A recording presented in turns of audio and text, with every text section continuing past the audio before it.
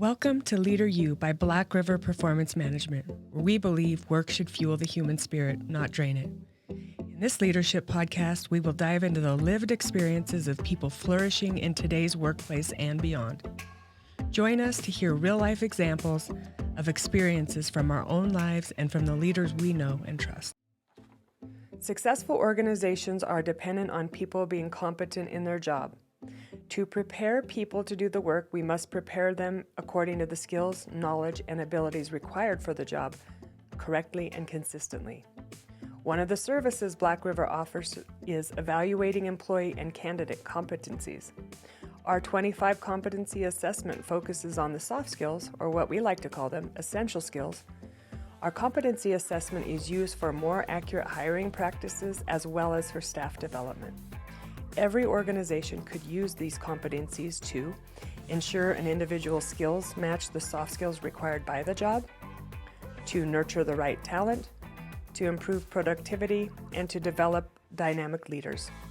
For a sample of the 25 leadership competencies, definitions, and assessment, email us at info@blackriverpm.com.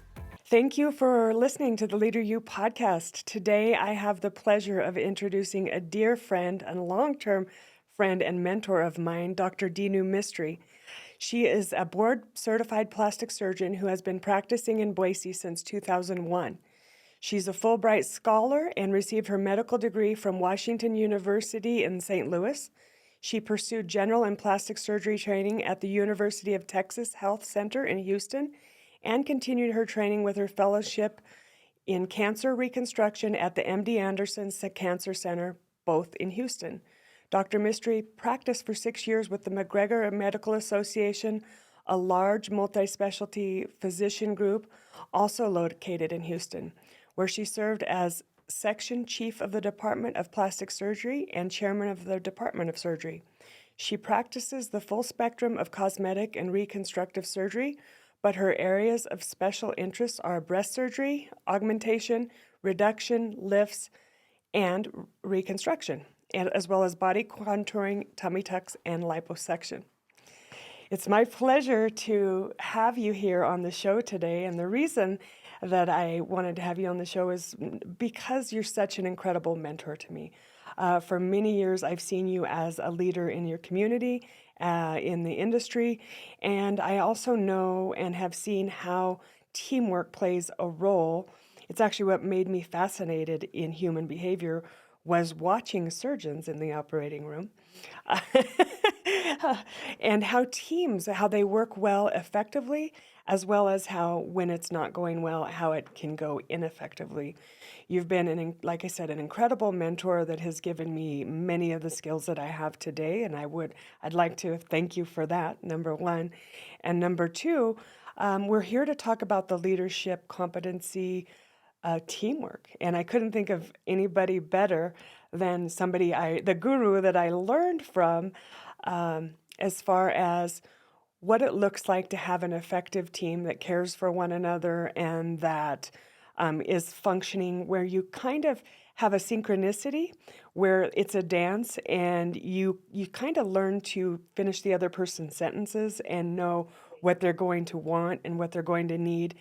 And so I'd like to discuss some of what that looks like for many people who don't understand the operating room and how it works and how teamwork is such a significant player in outcomes and patient outcomes and also the overall work experience.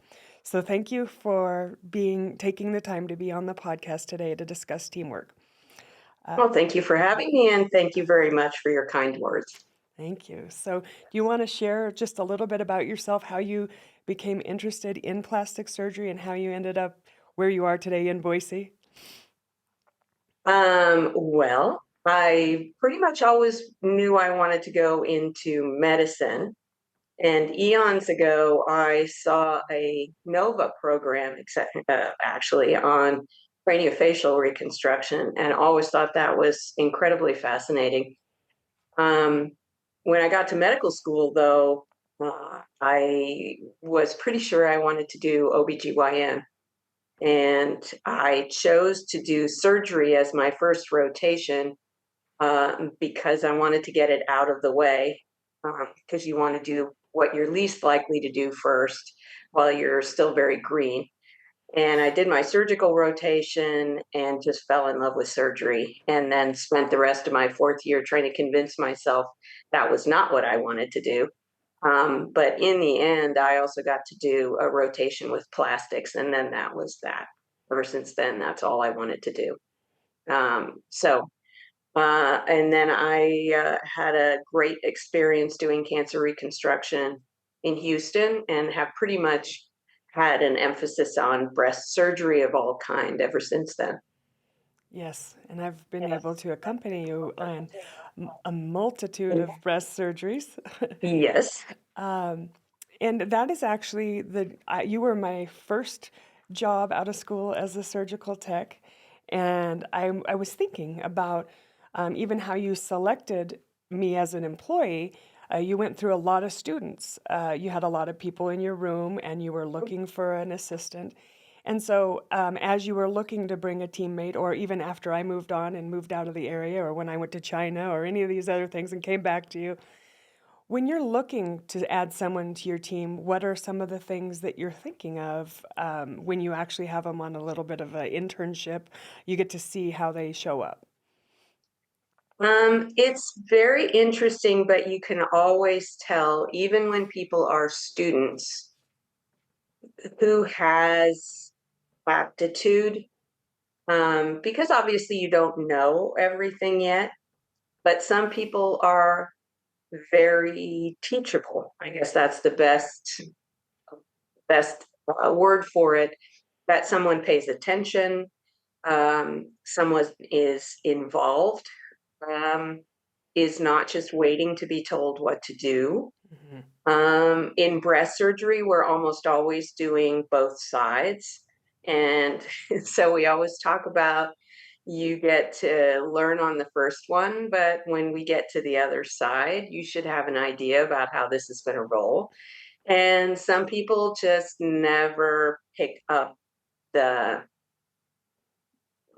Flow. process of watching and anticipating. Right. And certainly for the assistant, the anticipating part is huge. And that is not always something that you can teach someone. It's something that people either have or they don't have. And I've been very lucky in that I've had several students after you that I was able to sort of handpick as assistants after you moved on. Um, Unfortunately, that means that those people typically have aptitude, and intelligence, and so everybody moves on to bigger and better things after a while, like you did. Um, but that I think that you can often tell, even when people are students, who's going to be a good assistant. And the other is personality, which is a huge part of teamwork, of course. My surgeries are very long. Can I spend 8 hours with this person without wanting to poke their eyeballs out? Stab them with the scalpel. Pretty much. So personality is part of it. Yeah, so people might not understand, but when you're doing a 7-8 hour surgery, which we did many, and we had such meaningful conversations about the surgery, and sometimes when things are just going with the flow, it's about what's going on in the world and things like that. But really, it's who you want to spend time with, because wouldn't you say that the people that you're working with is where you're spending the majority of your life with these people, right? I have, it's kind of like when your kids are too young to drive and that you're spending a lot of time in the car with them. When you're in an enclosed situation where everybody kind of has to talk, and in the OR, you don't have people scrolling on their phones. Maybe It anesthesia. forces you to have conversations, Yeah. and you learn a lot about people, and you often have fairly deep conversations while you're operating, just because we're there for many hours. So you do get to know people very well, and it does make a difference who's in the room. Absolutely. I think about when a surgery goes really well and everything is anticipated, and it's just, it's like I said, it's like a dance where everybody just knows their role, everything goes smoothly. The person that is setting up for you, the assistant, makes sure that everything that you need is ready, so there's no waiting for things. People enjoy each other's company, and it's just, at the end of the day, the patient has a better experience, you have a better experience, the assistant, the nurse, everybody in that room is happy that they're doing what they're doing and they're helping these patients, maybe many recovering from cancer or reconstruction, or just helping them feel better and have more self-confidence about, how they look and how they're aging and all of the things. So I'm thinking about, obviously, the times when it doesn't go as smoothly. Can you share some examples of what that looks like and how the team is responsible for those types of things? Well, I think in surgery, more than people realize, the surgeon is only one part of the whole complex dance, like you said. And I can only control what I do. And there are many, many other people contributing to the flow of that day. The anesthesia provider, all the way down to the person that sterilized the instruments, whom we may not even know. All of those things play an integral part on how that surgery is going to go. And if one part fails, then it does depend very much on the flexibility of who else is in the room, on how quickly we can uh, figure out what's wrong, figure out plan B. Everybody needs to stay calm and everyone needs to communicate. Um, you can start yelling at people, but that typically doesn't make them function better. Yeah. And so often it's just a matter of clearly communicating what the problem is, and then tasking people with making the changes that need to happen, but asking them things they are actually capable of doing. And that sometimes is the problem when people start getting angry, Hmm. is that they're asking the circulator to miraculously produce an instrument, and she doesn't have it. Hmm. She has to call somebody else to get it. And so it's kind of like yelling at the gate agent about a mechanical delay at the airport, is that person has no control over the situation. I think that's where uh, you really do have to step up, take control of the situation, but not ask people to do things that they're clearly not capable of doing. And those are the stressy situations. Yeah. It's you're explaining emotional intelligence, and that is exactly what I saw displayed in your room. Like, doesn't mean you didn't get frustrated or get irritated or have, like, I need this, I need it now, quicker than later. But what I really saw was psychological safety. People didn't feel like they were going to get screamed at. They didn't, it's like, we need to have this, get this as soon as you can, these types of things. Contrastly or conversely, I would see in other rooms, because I worked with a variety of different doctors and I did a lot of orthopedics as well. I would see doctors that would come in and just, they would scream, and there wouldn't be any psychological safety. And so then there's a lot of lateral violence and just stuff rolling downhill. So the surgeon's rude to the assistant and the nurse, and then the nurse is rude to the tech. And it just ends up being a real toxic environment where people are afraid, and it ends up making for bad outcomes, because people are afraid to speak up. It's absolutely true. I think we have come a long way in my 20 plus years of practicing, of empowering the other people in the room. The surgeon is still the captain of the ship, but you can't sail the ship without the sailors. So I think over the past 20 years, the culture of empowering everybody to speak up if they think something is amiss, And hopefully, I think the younger batch of surgeons are less godlike and take that information or understand that sometimes they are wrong, and use it for the benefit of the patient. We're all there for the patient, and I think that's important because you cannot independently get a good outcome. No surgeon can walk into the room and do a surgery alone, Hmm. and so you do have to depend on your team to help you make that good outcome, and you have to acknowledge that. And I Hmm. think that's part of the teamwork thing, is that you thank people at the end of the day, and that you acknowledge when people are doing a good job. Yeah, I think people really like to feel appreciated, Yeah. and and um, it's like they want to do it within their own heart, but many people don't get that anywhere else in their life either. You know, you think about, not everybody's home lives are, a place where they're feeling appreciated either. Sometimes it's just the little things like appreciating, today went really well, or this is what I noticed about, thank you for having that. I had forgotten about that. Or, just little things. I know whenever I would make notes, for any surgeon that I would work with, they would really appreciate it the next time. Like, they'd be like, I haven't worked with you in 6 weeks, and you remembered that Yep. I like my 4x4s wet, like whatever the little thing is. I think that makes them feel appreciated and that you really care too. Just the little Yeah. things sometimes.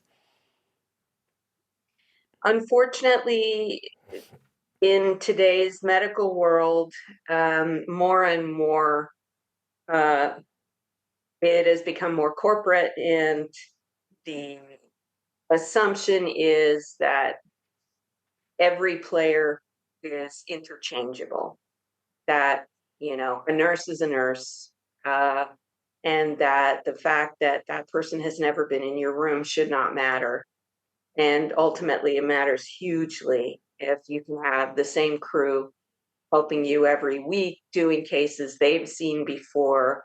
Um, your level of confidence about having a good day goes up dramatically if you walk into the room and you see that you've got all the people that know what you do. Hmm. And that's something that, unfortunately, in corporate medicine now, everybody's a cog. And as long as they have X number of nurses, they feel like they have, the team. Hmm. But it's much more individual than that. Absolutely. I mean, we know what it's like when you walk in and you haven't seen, or you have a traveler, or Yep. you just see and you're like, okay, this is not, and you try to keep your head up, you try to stay positive, but there's going to be a lot more work, and it's like, okay, now do I have this? So then luckily you have an assistant. That does bridge the gap. It helps For me, for you. absolutely. Yeah. I mean, that's their role, and people who don't understand that, that is what the assistant's role is to go in and to make sure that the surgeon has what they need. They have the exact instruments. They have, they're looking for the right sutures. They're trying to have everything there to keep the patient under anesthesia for less time, and to make everything go smoothly. But even still, that can be a heck of a load for that person to come in and find out this instrument pan hasn't been sterilized, and the case has been pulled, and it looks like a different doctor that has a completely different set of instruments, or Yeah. whatever comes up. And so I love that you point out that it really depends on, in the morning, who's on your team. It doesn't mean it's always going to go bad. Sometimes people can surprise you, but you just know that you really need to start doing the checklist right then. Well, I think that it's important to be able to feel confident that you do not have to think through everyone else's role. Hmm. And that gets kind of uh, emotionally and psychically exhausting in many roles. That's true in my clinic as well. Hmm. That if I don't feel confident that the people who are working for me are detail oriented and are doing all the things, then I feel like I have to double check everybody. Mm-hmm. And that's what happens in the OR too, is that all of a sudden I'm running, making sure that the anesthesia provider knows that they shouldn't be repositioning the bed, which is somebody who works with me knows that, Mm-hmm. or that, a variety of things where you're starting to have to think through other people's roles Mm-hmm. and you start becoming a micromanager rather than concentrating on what you're doing and having confidence that everybody else is doing what they're supposed to be doing. And that's the ideal situation. And then micromanaging makes people annoyed. Mm-hmm. And so then you start having a sort of a confrontational vibe. Mm-hmm. Um, but it comes from a place of not feeling confident that everybody knows what they're doing. Yeah, And then they're that gets toxic. they're lacking competence, and one of our tenets at Black River is that enthusiasm does not equal competence. I mean, they can come in smiling and happy to go and, ready to go, but that doesn't mean they've even been in plastics and that now they're, they might normally work in spine and neuro, and then all of a sudden they're thrown into your room that day. So it's uncomfortable for them as well as you. It doesn't, I mean, surgical techs are able to do that, but it doesn't mean they're competent, but it doesn't mean they know all the ins and outs. And that is of your specific case and those types of things. And so it is nice to have a team that really, they're the subject matter experts as it relates to plastics, or they're the subject matter experts as it relates to hearts, or whatever the specialty is. It's nice to have a team that focuses on that so that there can be a synchronicity and there can be really better patient outcomes. I think we do have a huge, huge issue right now with finding quality healthcare workers. Do you want to Yep. speak to that? Well, I think that the pandemic just brought out certain inequities and magnified them. We are not rewarding the people on the front lines who actually provide the service as much as we are rewarding people who do the administration or the insurance industry or all the people who are actually not face to face with the patients. And it's hard work.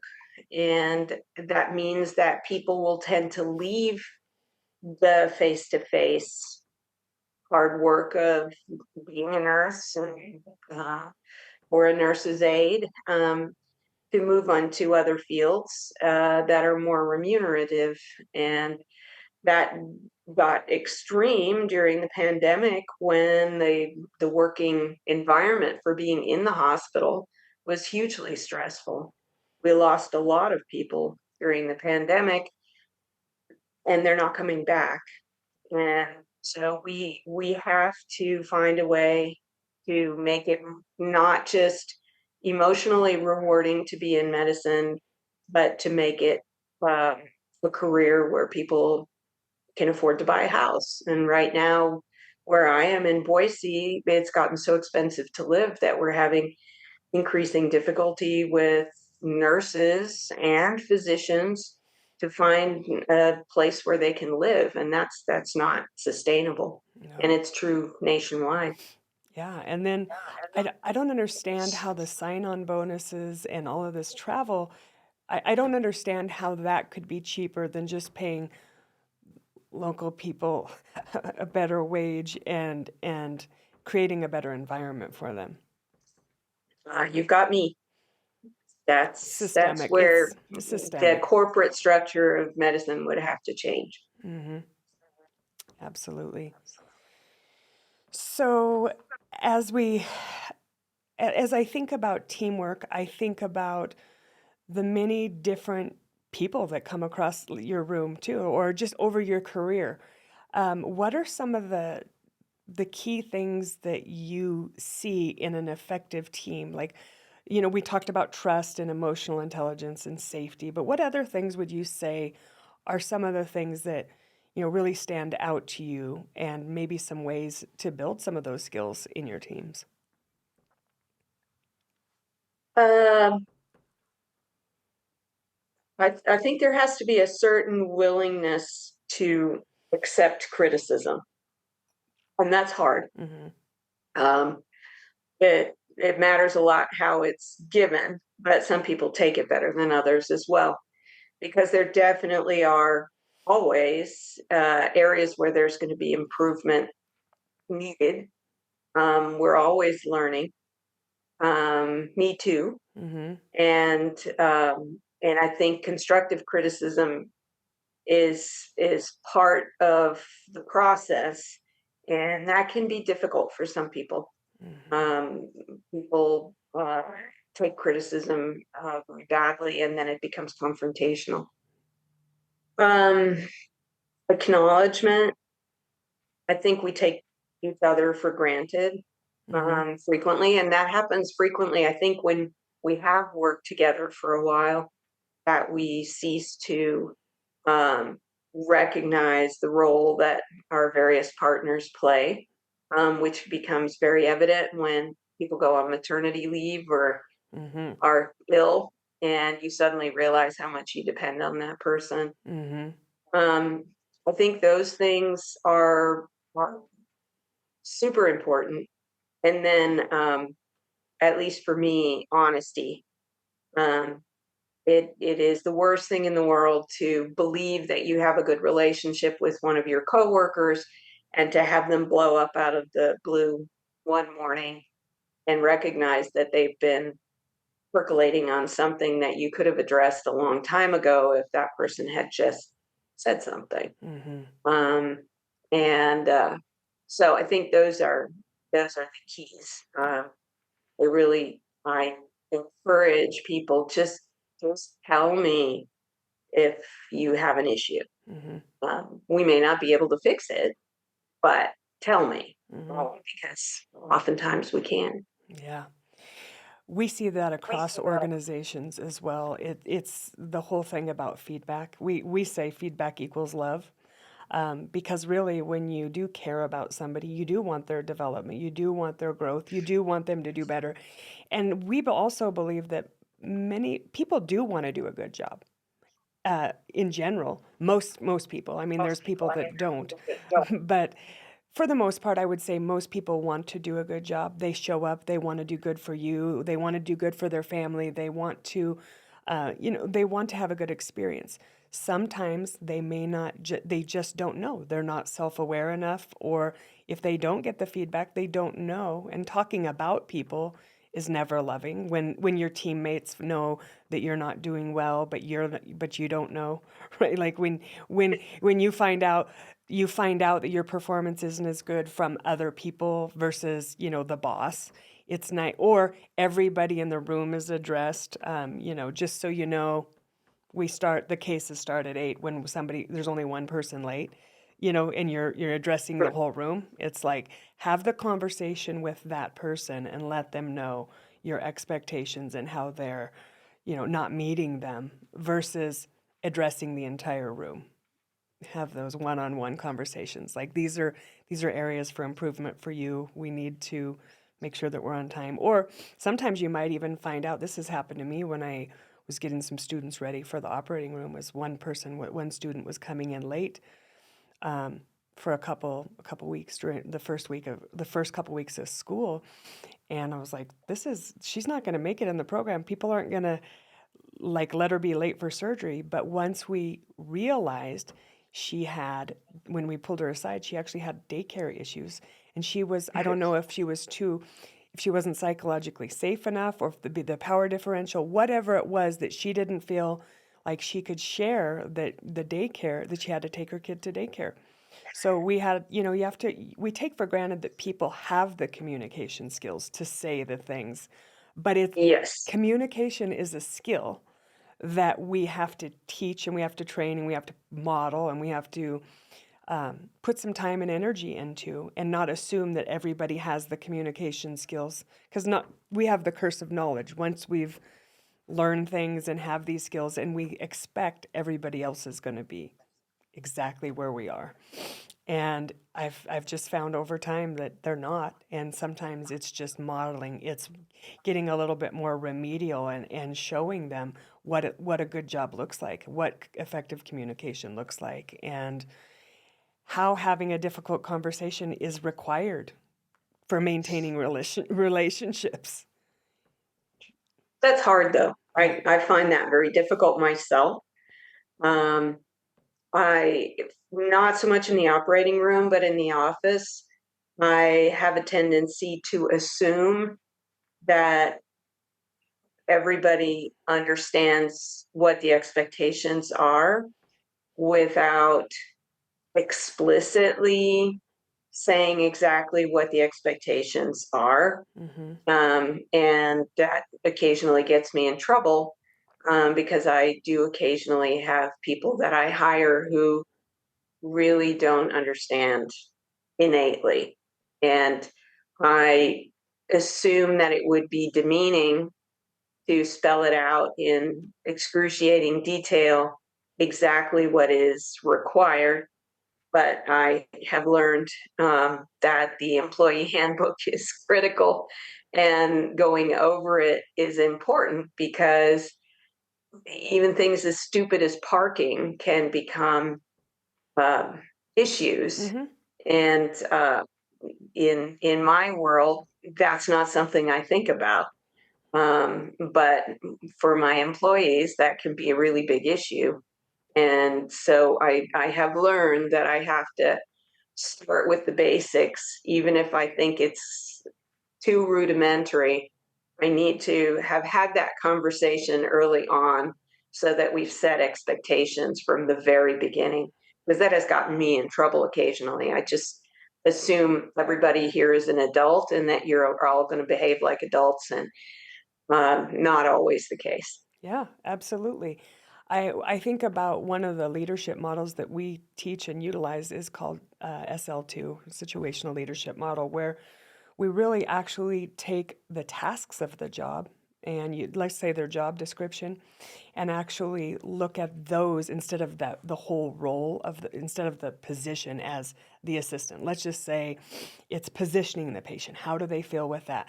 How are they with the suturing piece? How are they with, so like look at each thing that they need to do and find out where they may need help. Or say it's your secretary, somebody at the desk. Which tasks in the job do they need? Are they a beginner? And which ones are they kind of an expert at? Because there is a good form of micromanagement when they're not sure. Like you said, the parking thing, that could be a challenge in your office and in that area. And Mhm, and we assume that they've read the handbook, but oftentimes, mhm, how often do you just sign off on something? right? Yes, and I think of when I was working at ISU, and even as having so many students going through CWI, we'd have the handbook, and it would have the dress code. It would have all the basics in it, and they have to initial it, they have to sign it. But then when they show up with the inappropriate clothing, then you say, "Oh, remember where you signed the handbook?" And we went over this, and then they say, "Oh, I don't remember that. I've Uh-huh. never been told that before." Or you're the only person that's ever had a hard time with me wearing spaghetti straps at work. These kinds of things. That at least you have something that you can go back and say, "No, we had this conversation, and here's your signature here." And so sometimes you really just have to hold the holding people accountable part Yeah. is the other part that I think people really struggle with, because we want people to like us. Yes. And so sometimes we let things slide, and then we train them that it's okay. And then we Yep. train the rest of the people, this is okay. She didn't say anything. She cut her legs out from under her because she didn't tell it, and so as long as she's letting her come in Yep. late, I'm leaving 15 minutes early on Friday. Like, the culture is set by humans.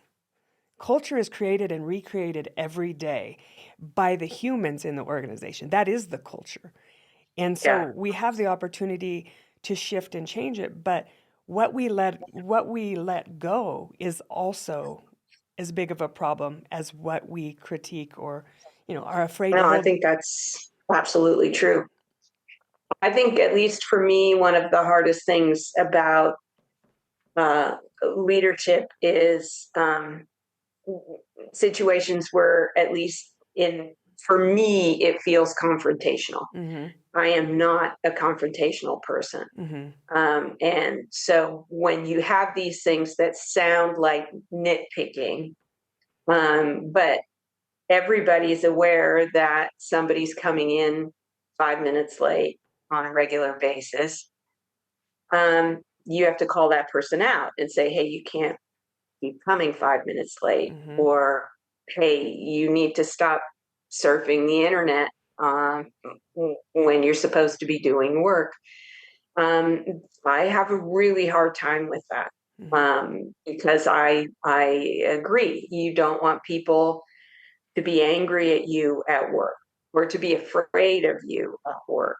Um, you would like to have a collegial environment.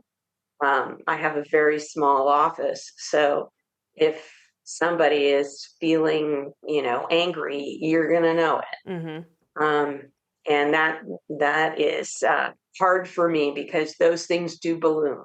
Mm-hmm. Then they're spending more time on the internet, or then they start bringing crafts into work, or things that are just inappropriate, and you have to nip it in the bud. But it does, and in the moment, feel like you're being picky. It does. And I think, honestly, that's harder for women in positions of leadership. At least I feel that way. That it feels more confrontational if a woman does it than if a man does it, Mm-hmm. just because you're more used to having men in positions of leadership, and that you have maybe a more friendly relationship with your boss if she's female, so that if she picks on you for something, maybe it feels more personal. Mm-hmm. And it's hard to redirect people without making it feel personal, I think. Yeah, I think you have a very soft, gentle way of doing it.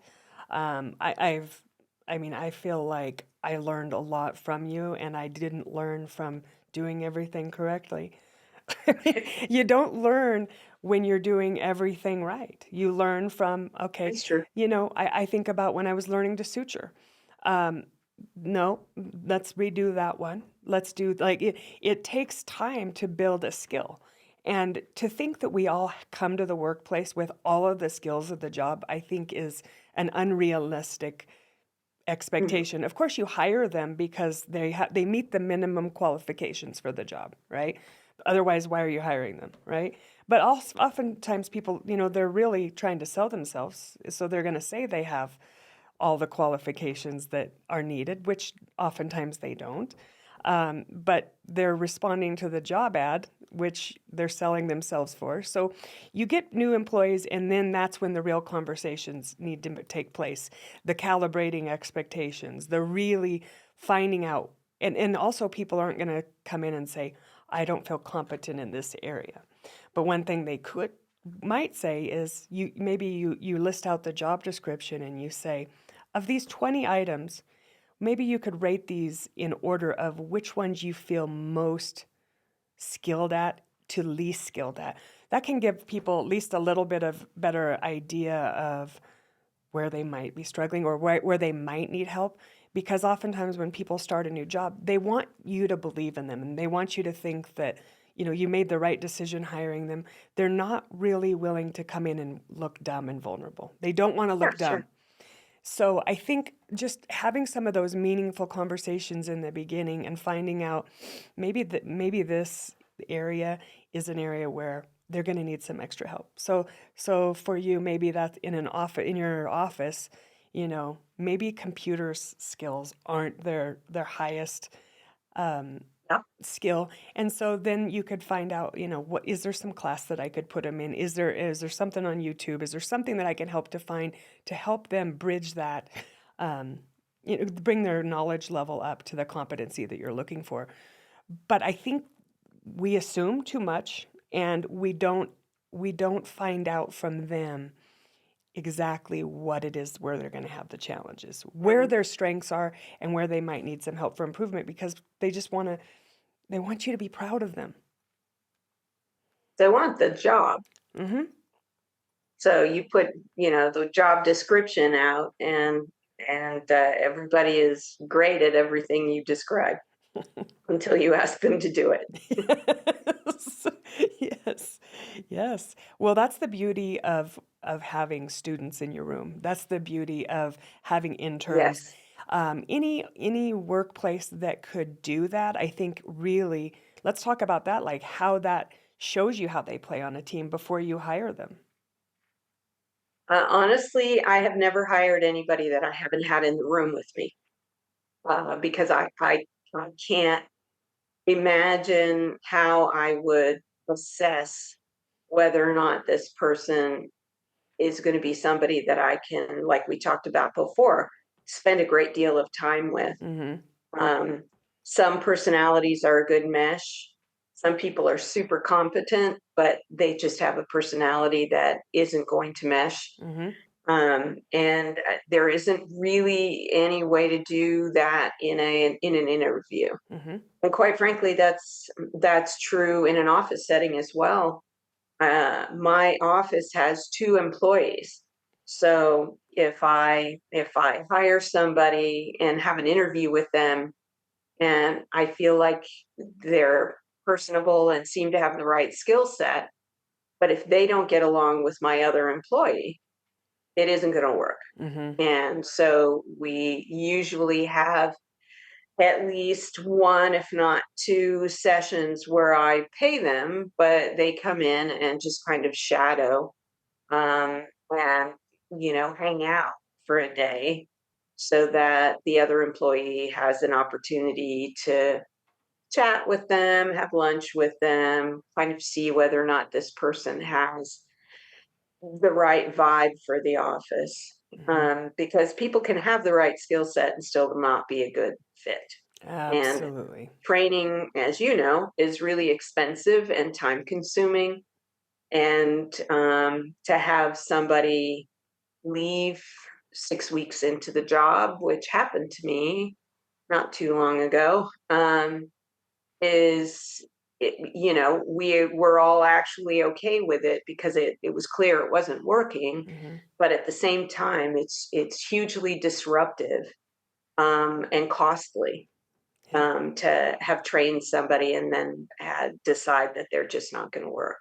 They say it's up to So 45 I to, think yeah.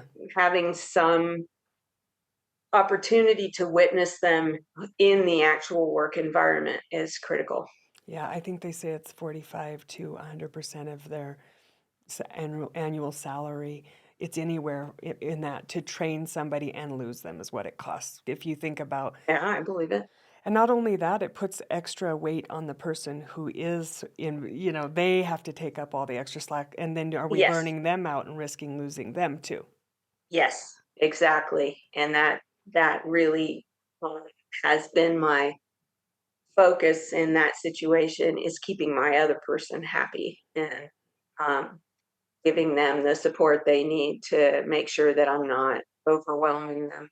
Yeah. And it's disconcerting because if you lose someone, the people who stay don't know how long that situation is going to play out.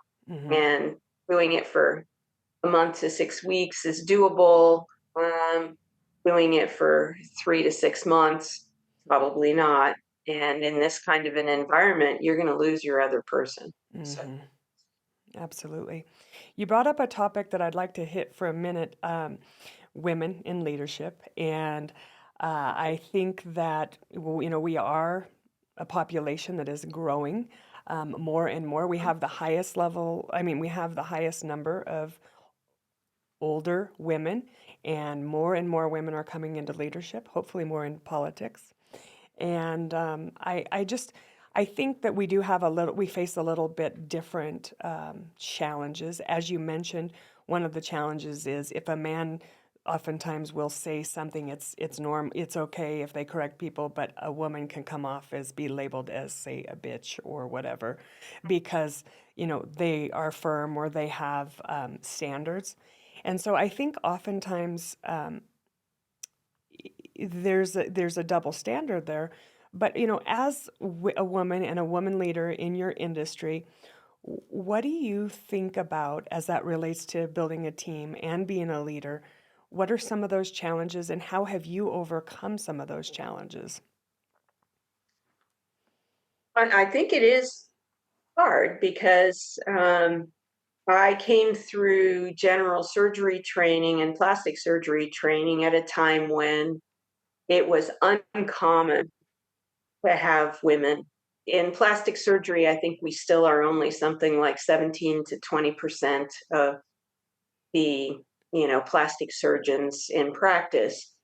So you, at least when I was a resident, you were surrounded by men and in many cases really had to be one of the guys in order to get through the program. But continuing to be a guy when you are in practice does not serve you well. And so you have to learn to soften the edges again. Um, and at the same time, though, the softer your edges are, the weaker you appear. And I learned, for instance, when I was working in a large multi-specialty group, um, for the first 3 or 4 years, I didn't get a raise. And I couldn't figure it out. I was really upset. And so I finally went to talk to the then chairman of the department. And I asked, I'm like, what am I doing wrong? Why am I not getting a raise? And his answer was, well, you've never asked for one. And that is so contrary to the way that I think the female mind works, is that if you think I'm doing a good job, you're going to reward me for that. And there's at least in my generation, a huge hesitance to go to people and say, hey, I'm doing a really good job. You should pay me for this. But that's exactly what the workplace requires. Mm-hmm. And that's something you don't get taught. I Right. think that you are being too forward or being too aggressive, or if they think you're doing a good job, they're going to reward you. And that's not how it works.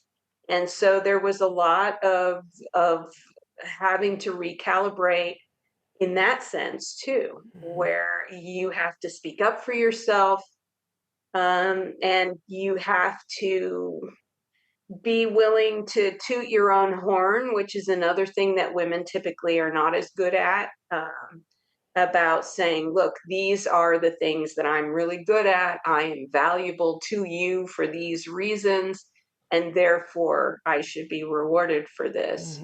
Mm-hmm. But those are not skills that I had, and they certainly were not skills I was ever taught. Mm-hmm. And we didn't really have very many role models back in those days either Mm-hmm. to tell us that that's how you were supposed to do it. Yeah. So I think that is a significant component Mm-hmm. of having to learn how to advocate for yourself and learning how to do it in such a way that uh, you don't get labeled a bitch. Yeah. But it's difficult. It is. It's a weird line to be on. Well, It you've is. you've raised 3 daughters, and so how have you tried to incorporate that as they've been going through? I've missed the stories of everything that's going on in their lives, but like they're all grown adults now, and how do you notice a difference in them in the way that they're able to advocate for themselves? I have to coach them. I think in some ways it's still not innate. Mm-hmm. Um, that when they are interested in a job or that they need to be aggressively pursuing it. Mm-hmm. Or if they send someone an inquiry and they don't get a response, send them another one. Mm-hmm. And they're like, well, but then they'll think I'm being annoying. I'm like, well, that's part of the game. The squeaky wheel is the one that gets responded to. So, if they're busy, they get 700 emails. Pick up the phone. Mm-hmm. And that I think is very difficult for women. Maybe that's difficult for everybody, Mm-hmm. but cold calling people is something that you really takes a lot of guts. And that's the kind of thing that you have to coach people to be willing to. You've got to put yourself forward. Mm-hmm. You have to show that you are interested and that you're interested enough sometimes to make yourself a little bit of a nuisance, or to reach out and network, because that also often seems like you're being forward, Mm-hmm. or that you're taking advantage of some sort of social, uh, you know, you have to be careful with that. But people that you knew growing up, Mm-hmm. they're like, no, I can't reach out to them. They were a soccer mom, and Mm-hmm. I'm like, no, you're an adult now. They knew you. They're doing something you're interested in. They may remember you. They may not, but reach out. Those are the connections that you have to take advantage of. But those are things I think you still have to coach. Mm-hmm. People in general, I think, are sometimes uncomfortable with, just kind of talking to people and seeing if there are still connections available. Yeah, different behavioral or personality styles. Definitely. Some are more introverted, and that's even more of a challenge than your extroverts. And Yeah. so knowing each individual and coaching them accordingly, that's one of the things that I do too in our business is find out like who am I dealing with? Is this person an introvert or extrovert? Are they fast paced or are they slower paced? So that I can help adapt to their style or knowing how they like to communicate.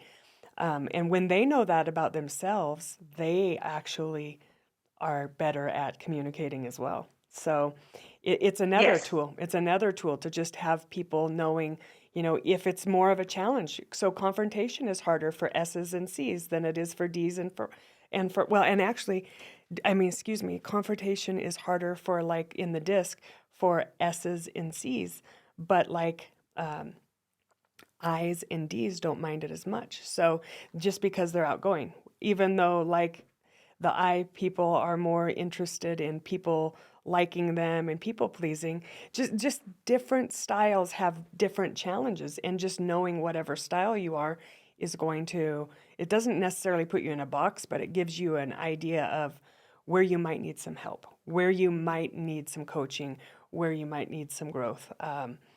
The people that are introverts may really struggle with getting feedback and giving feedback as well.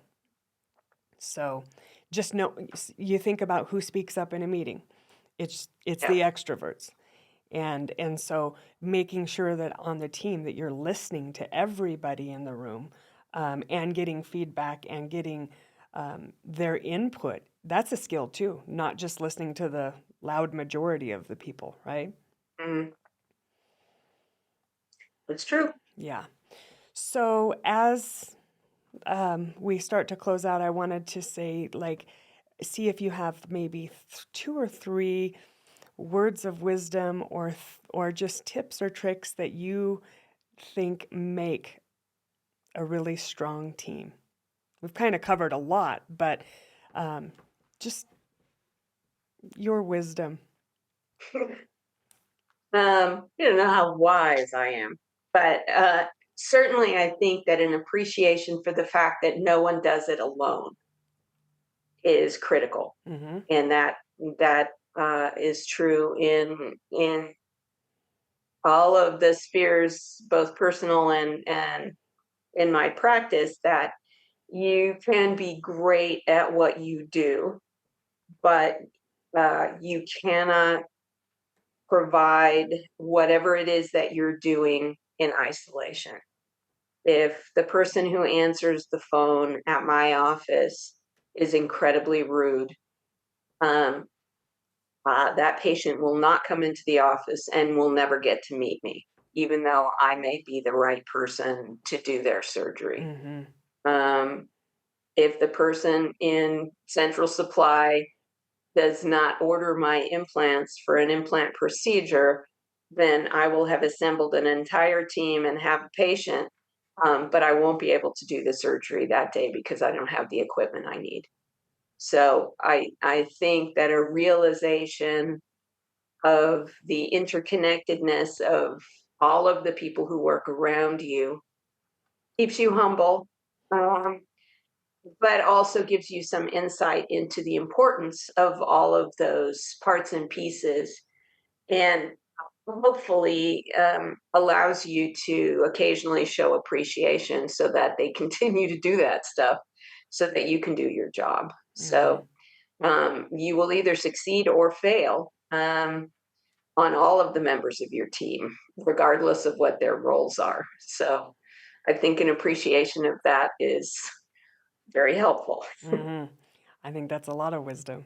That's very wise. Lots of years of experience Yep. finding that out. Curious, what are your next plans when you decide to stop doing surgery? I have a lot of gardening that hasn't been done, and I have a great many photographs that need to get put into albums. None of my kids have baby books, so that will, the photos exist. That's awesome. Yeah, yeah.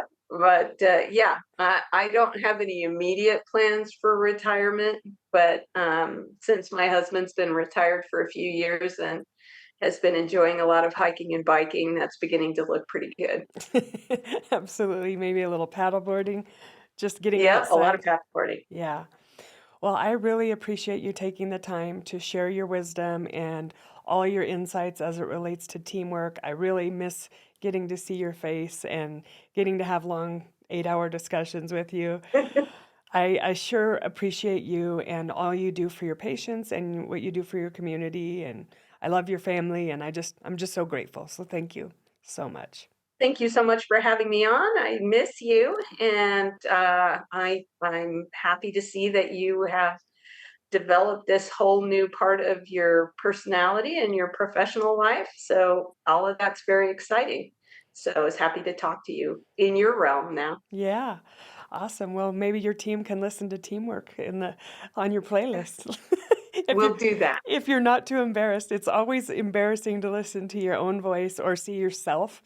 And I'm critique of myself too. So just know that I try not to listen to mine, but I have to, for editing purposes. But after that, it's like I don't want to hear myself. I don't want to see myself. So that's just Yeah. part of the. Well, even the great actors don't do that. So I think you're not alone. Yeah.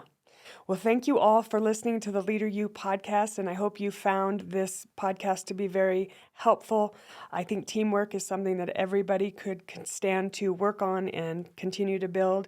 It's a skill we're always learning, and we can always develop. So if you found this helpful, please share it with your network. It's free tips, tricks, wisdom on leadership competencies. Thank you for listening. Do you know that Black River offers a learning management system with over 10,000 development topics? The Leader U Learning Management System is an affordable option that empowers organizations to manage and curate in-house learning development opportunities. The built-in calendar and scheduling system can be used to coordinate compliance courses such as HR Respectful Workplace and IT Cybersecurity, or lunch and learns on topics such as motivation, self-leadership, and leading more effective meetings. At Black River, we are dedicated to providing a learning solution that focuses on engaging employees in their own self and team development. Our clients use the Leader U Learning Management System to remove barriers through accessible and self-paced micro-learning content, save time with the centralized and automated training assignments, promote more meaningful team discussions, issue certificates of completion and track development efforts, and enhance and simplify onboarding efforts. Contact us for more information on our learning management system at info@blackriverpm.com.